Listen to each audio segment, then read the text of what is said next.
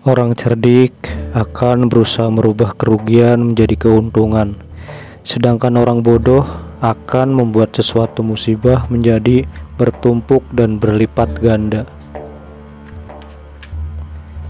Ketika Rasulullah SAW diusir dari Makkah, beliau memutuskan untuk menetap di Madinah dan kemudian berhasil membangunnya menjadi sebuah negara yang sangat akrab di telinga dan mata sejarah. Ahmad ibnu Hanbal pernah dipenjara dan dihukum dera, tetapi karenanya pula ia kemudian menjadi imam salah satu mazhab. Ibnu Taimiyah pernah dipenjara, tetapi justru di penjara itulah ia banyak melahirkan karya. As-Sarakasi pernah dikurung di dasar sumur selama bertahun-tahun, tetapi di tempat itulah ia berhasil mengarang buku sebanyak 20 jilid. Ketika Ibnul Atsir dipecat dari jabatannya, ia berhasil menyelesaikan karya besarnya yang berjudul Jami'ul Usnul dan An-Nihayah, salah satu buku paling terkenal dalam hadis. Demikian halnya dengan Ibnul Jawzi.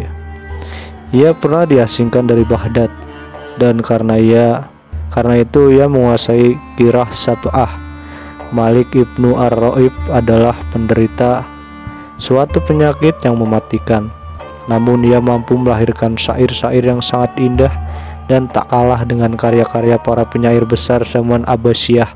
Lalu ketika semua anak Abi Syuaib al-Hutsali mati meninggalkannya seorang diri, ia justru mampu menciptakan nyanyian-nyanyian puitis yang mampu membekam mulut zaman, membuat setiap pendengarnya tersihir, memaksa sejarah untuk selalu bertepuk tangan saat mendengarnya kembali. Begitulah ketika tertimpa suatu musibah, Anda harus melihat sisi yang paling terang darinya. Ketika seseorang memberi Anda segelas air lemon, Anda perlu menambah sesendok gula ke dalamnya. Ketika mendapat hadiah seekor ular dari orang, ambil saja kulitnya yang mahal dan tinggalkan bagian tubuhnya yang lain. Ketika disengat kalajengking, ketahuilah bahwa sengatan itu sebenarnya memberikan kekebalan pada tubuh Anda dari bahaya bisa ular. Kendalikan diri Anda dalam berbagai kesulitan yang Anda hadapi. Dengan begitu, Anda akan dapat mempersembahkan bunga mawar dan melati yang harum kepada kami. Dan boleh jadi kamu membenci sesuatu, padahal ia amat baik bagimu. Quran Surat Al-Baqarah ayat 216. Sebelum terjadi revolusi besar di Prancis, konon negara itu pernah memenjarakan dua sastrawan terkenalnya. Salah seorang dari keduanya sangat optimis dan yang seorang lagi pesimis bahwa revolusi dan perubahan akan segera terjadi. Setiap hari keduanya sama-sama melongokkan kepala melalui sela-sela jeruji penjara. Hanya saja yang sastrawan yang optimis selalu memandang ke atas dan melihat bintang-bintang yang gemerlap di langit, dan karena itu ia selalu tersenyum cerah.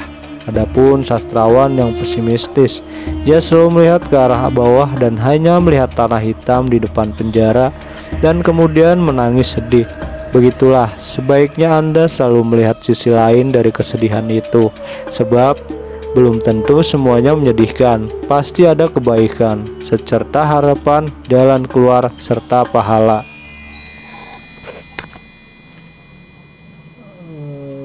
Bukunya